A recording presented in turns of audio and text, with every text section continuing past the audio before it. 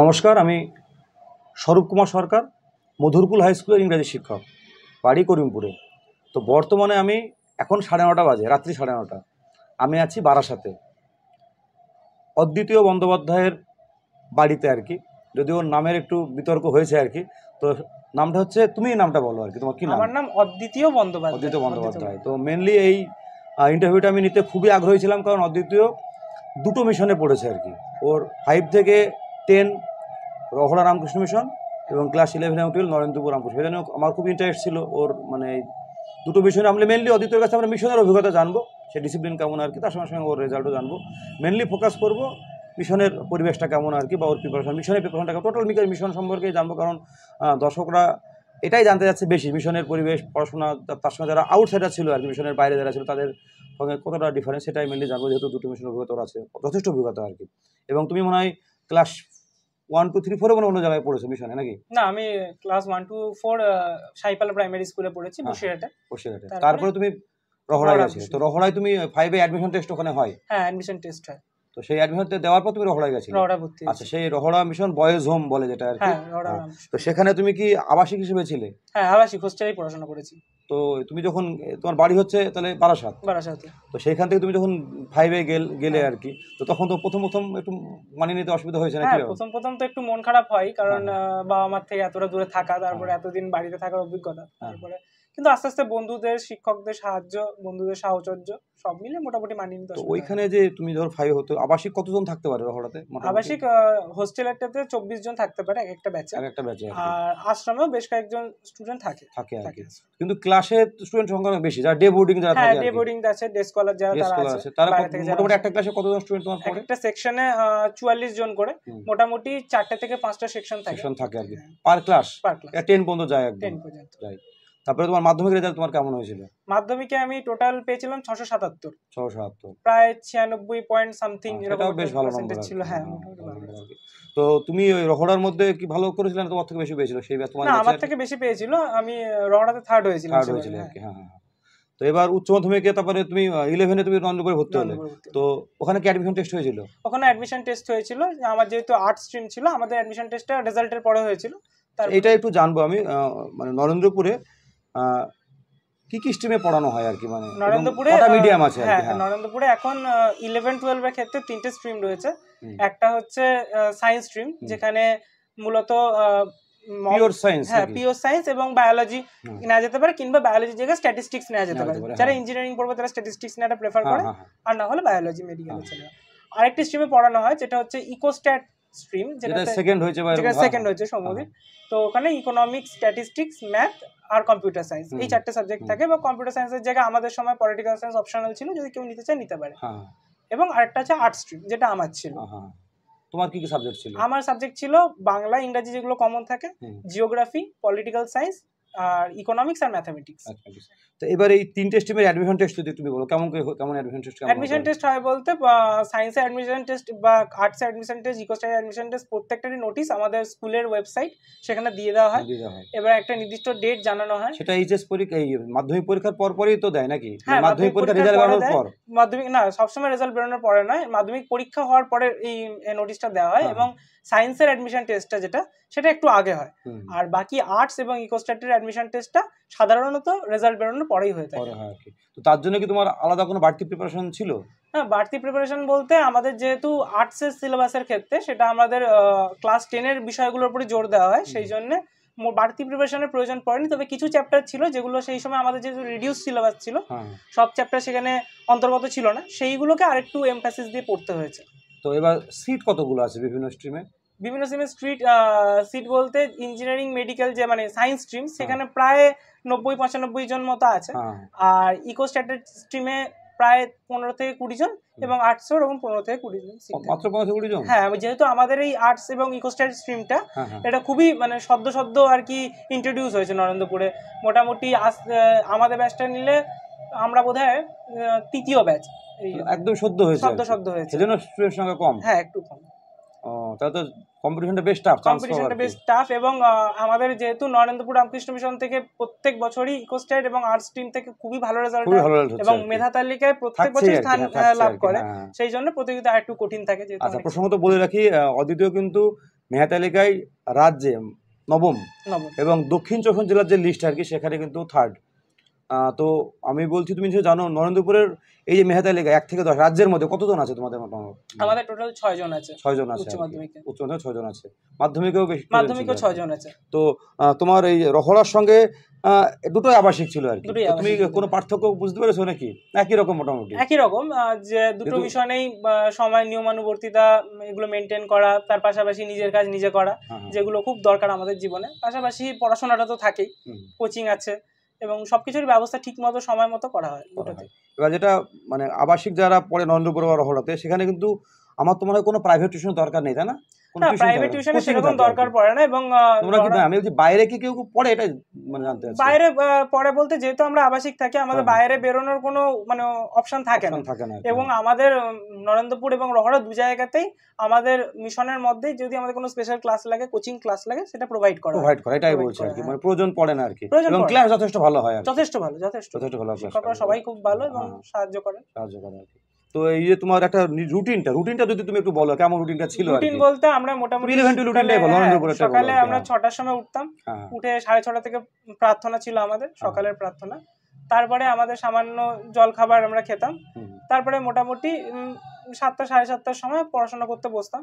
এবার ওটা 9টা অবধি আমাদের স্টাডি ছিল, স্টাডিতে বসে আমাদের সেলফ স্টাডি করতাম। বা কিছু কিছু সময় আমাদের টিউটোরিয়ালের ক্লাস থাকতো, মানে কোচিং ক্লাস থাকতো, ওখানে যেতাম। তারপরে 9টা থেকে স্নান খাওয়া করে স্কুলে আসতাম। স্কুল 4:10 অবধি হতো এবং 4:10 অবধি হওয়ার পরে টিফিনটা কি তুমি খেতে আসতেন ওখানে? না, আমাদের ওখানে স্কুলেই টিফিন দেওয়া হয়, লাইট টিফিন যেটা, ওইখানে আমরা লাইট টিফিন খেতাম। তারপরে আবার স্কুল থেকে ফিরতাম 4:10-15 দিকে। 4:20 থেকে আমাদের তারপর একটা টিফিন দেওয়া হতো ওখান থেকে ফিরে।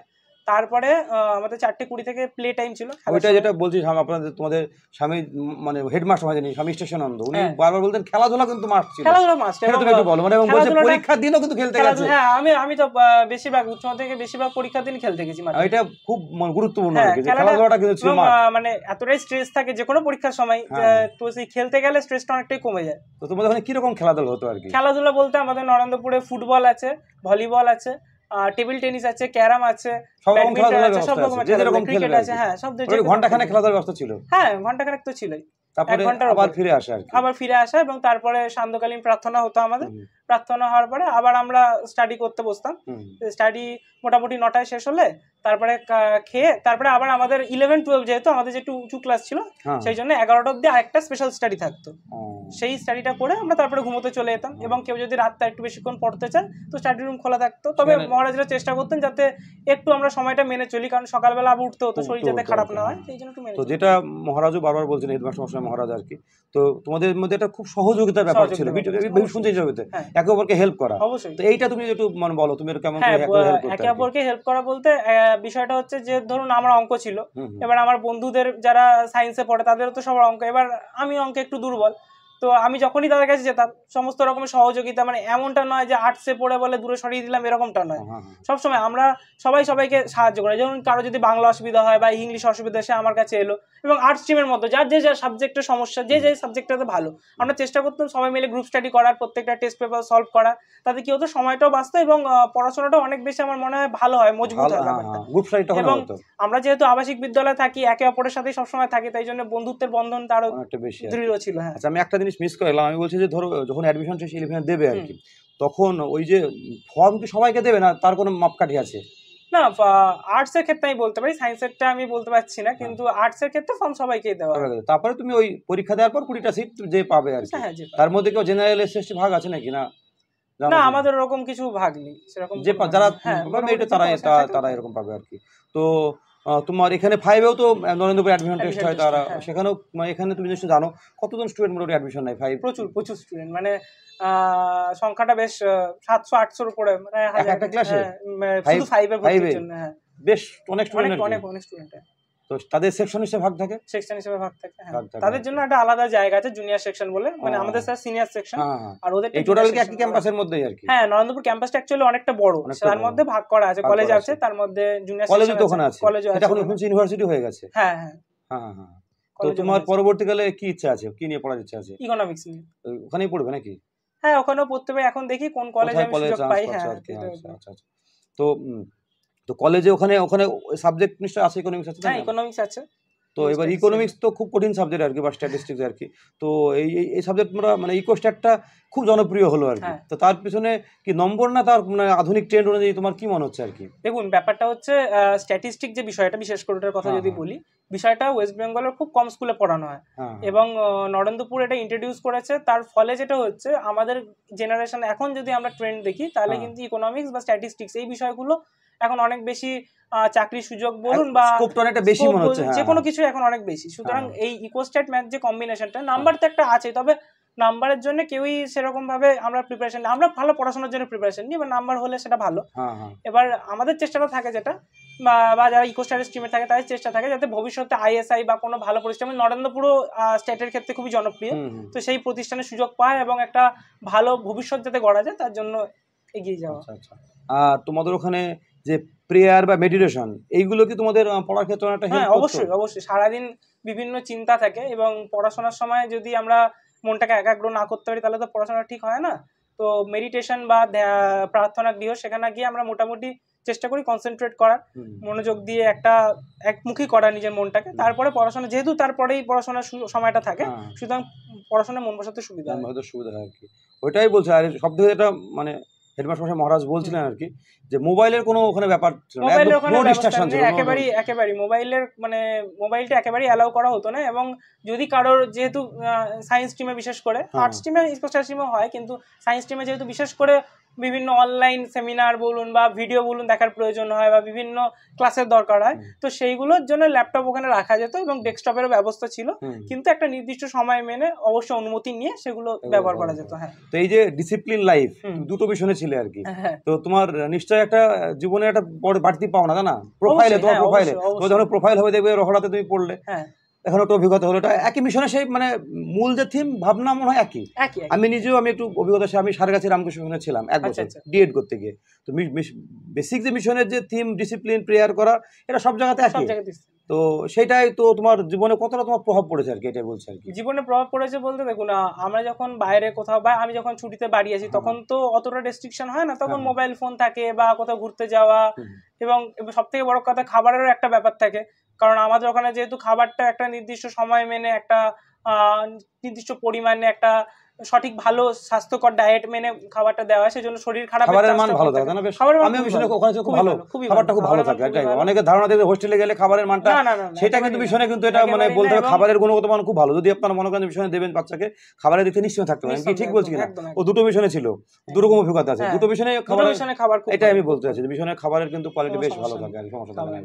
এবং সেটার একটা ডিসিপ্লিনের যেটা সব থেকে বড় সুবিধা, সেটা হচ্ছে প্রত্যেকদিন একটা ডিসিপ্লিনের মধ্যে থাকলে আমাদের মানে স্লিপ সাইকেল যেটা, সেটাও বেটার হয়। তার পাশাপাশি আমরা যে ডিসিপ্লিনের মধ্যে থাকি বলতে, কিন্তু এরকম ব্যাপারটা না যে ডিসিপ্লিনটা আমাদের উপর চাপিয়ে দেওয়া হচ্ছে, আমরা ডিসিপ্লিনের সাথে মানিয়ে নিই। এমনই সিস্টেম যে যে যাবে সে ওখানে মানিয়ে নেবে আর কি। এটাই মানে মিশনের সবথেকে বড়, স্যাররা সাহায্য করেন, আমরা মানিয়ে নিই। আচ্ছা, ওখানে যারা ক্লাস নেন আর কি, তো তারা কি মানে তাদের মানে অ্যাপয়েন্টমেন্ট কেমন করে জানো, সেবার কোনো আইডিয়া আছে? সে ব্যাপারে অ্যাপয়েন্টমেন্ট সরকার থেকে নিযুক্ত করা, এবং মিশন নিজে থেকেও কিছু শিক্ষকদের নিযুক্ত করেন প্রয়োজন মাফিক, তাদের প্রয়োজন যখন হয়। স্পেশাল ক্লাস যেগুলো হয়, এগুলো বাইরে থেকে কোনো স্যার অনেক সময় আসে, বাইরে থেকে স্যাররা আসেন, নরেন্দ্রপুর, রহড়া দুটো জায়গাতেই বাইরে থেকে স্যাররা আসেন। আবার এক অপরের মিশনে এসে কম্বিনেশন হয়, কোনো স্যার তো এখানে গেলে এরকমও হয়, যে এক্সচেঞ্জ হচ্ছে, যে এখানকার কোনো ভালো স্যার ওখানে ক্লাস নিচ্ছে, এরকম নিশ্চয় হয়। কাছাকাছি যেহেতু আসে আর কি, কোনো মহারাজ হয়তো আসলো, স্পেশাল লেকচার দিল, আসেন মহারাজ, তারা তো অ্যাডমিশন থেকে ওই মিশন বক্তব্য রাখেন। তো আমি বলি, তোর ভাইও আছে আর কি। তো ভাই, তোমার ভাই কিসে পড়ে? আমার ভাই ক্লাস 6 এ বড়নগর রামকৃষ্ণ মিশনে পড়ে। ওটাও কি অ্যাডমিশন টেস্ট দিয়ে? হ্যাঁ, ওখানে অ্যাডমিশন দিয়ে। মানে সমস্ত মিশনে কিন্তু এটাই বলছি, যারা ভর্তি হতে চাও তো মানে আপনারা, যে প্রত্যেকটা মিশনের কিন্তু নিজস্ব একটা অ্যাডমিশন টেস্ট আছে আর কি। এবার প্রত্যেকটা মিশনই গুণগত মান একই আছে, যেখানে চান্স পেলো আর কি। তো তোমাদের মাধ্যমিকের রেজাল্ট তো খুব ভালো হলো আর কি, তারপরে তোমাদের এইরকম রেজাল্ট হলো আর কি। তো এই ব্যাপারে আমার যদি মনে হয় যে তোমাদের যে হেডমাস্টার মহারাজ আর কি, তার ভূমিকা কেমন আছে তুমি মনে করো? হেডমাস্টার মহারাজের ভূমিকা অত্যন্ত গুরুত্বপূর্ণ, কারণ হচ্ছে যে আমাদের যিনি মানে তার নামটা যদি তুমি একটু বলো। স্বামী স্টেশনানন্দজি মহারাজ। ওনারা পর থেকে দেখি রেজাল্টটা আরেকটু বেশি মানে, হ্যাঁ অবশ্যই, তার অবশ্যই ভালো ছিল, কিন্তু এটা আরেকটু বেশি ভালো হচ্ছে। তার কারণ একটা খুব বড় কারণ হচ্ছে, আমাদের তো প্রত্যেকটা ভবনে একজন করে হাউস মাস্টার থাকেন। তো চিফ হাউস মাস্টার যিনি থাকেন তিনি একজন মহারাজ।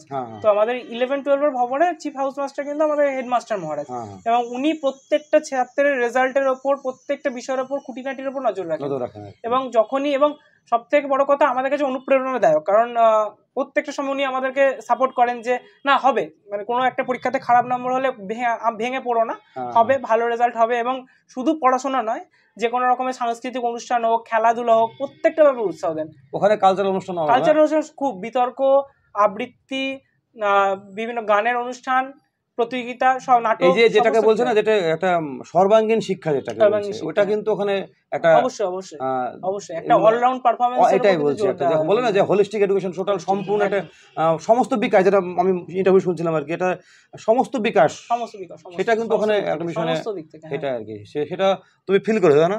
একদম অবশ্যই, আমি ফিল করেছি এবং আমার যারা বন্ধু প্রত্যেকেই ফিল করেছে।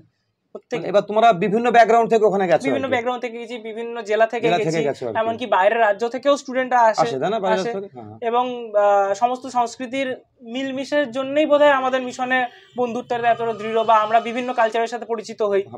এটা একটা তো এবার তুমি তোমাকে মন খারাপ নিশ্চয়ই করবে, 5 থেকে 10 ছিল একটা মন খারাপ করবে না? আবাসিক বিদ্যালয়ে থাকা, বন্ধুদের সাথে থাকা, মাধ্যমিকের পরেও মন খারাপ হয়েছিল, এখনো মন খারাপ, কিন্তু সেটাই নিয়ম, যখন আবার কলেজে যাবো আবার বন্ধু হবে, সেটা মানিয়ে নেওয়াটা।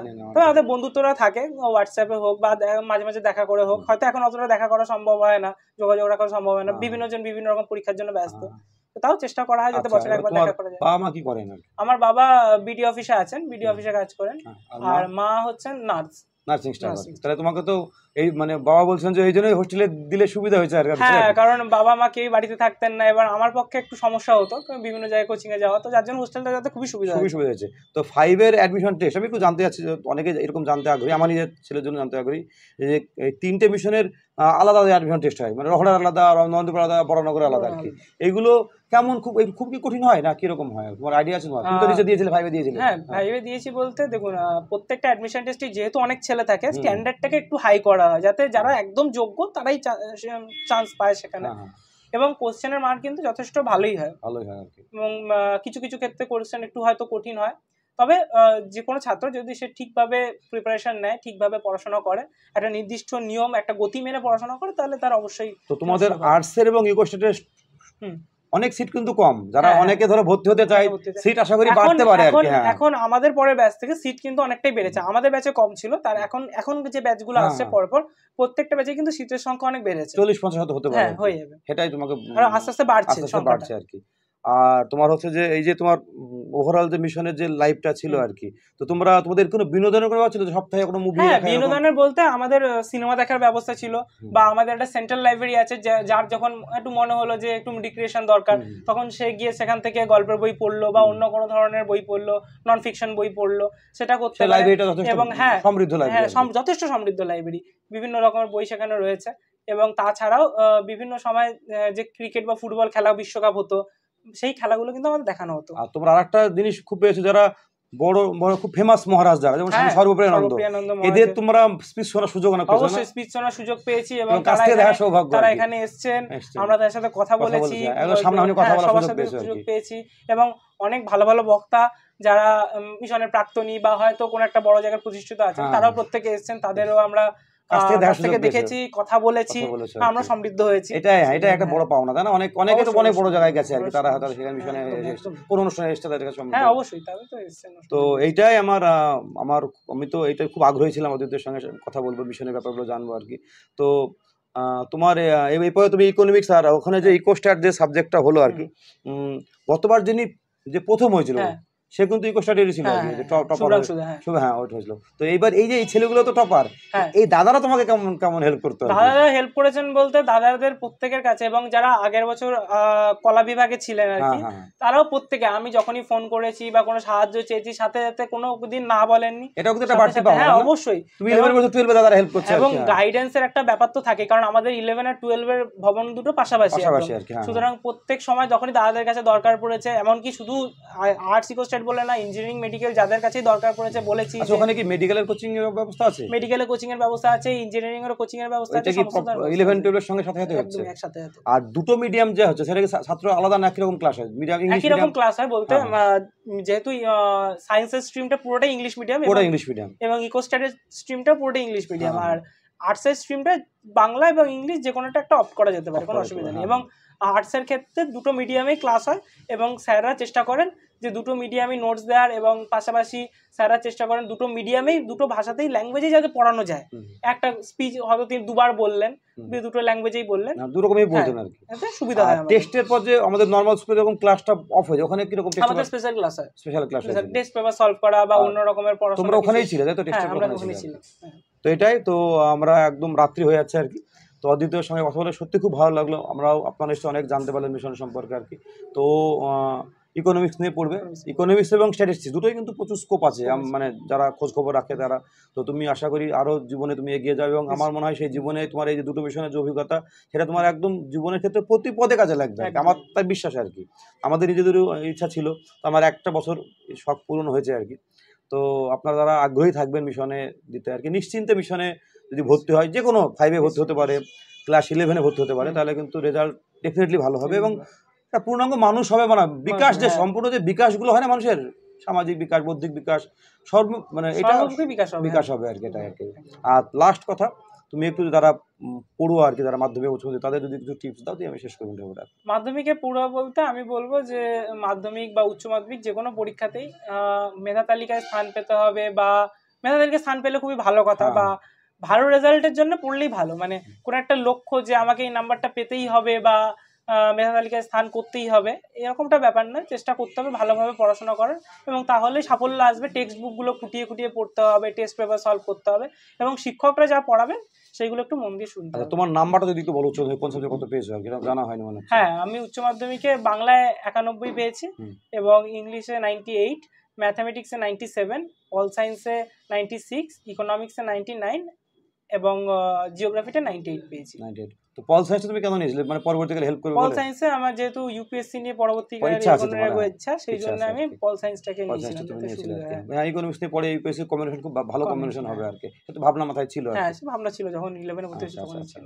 তো অদ্বিতীয়কে অনেক শুভেচ্ছা, ও জীবনে আরো বড় হোক আর কি। আর মিশনের ছেলেগুলো যারা মিশনে থাকে, তাদের এমনই একটা পরিবেশে যারা মানুষ হয়, তারা মানে অন্যরকম একটা, মানে এই জীবন দর্শনটা আমরা হয়তো যারা মিশনের বাইরে যারা থাকে তাদের ওইটা বলে বোঝানো যাবে না, সে ফিল করতে হবে আর কি, বা তারা বুঝবে আর কি। তো তুমি জীবনে অনেক বড় হয় আশীর্বাদ করছি, ভালো থাকো আর কি। এখানেই শেষ করি, নমস্কার।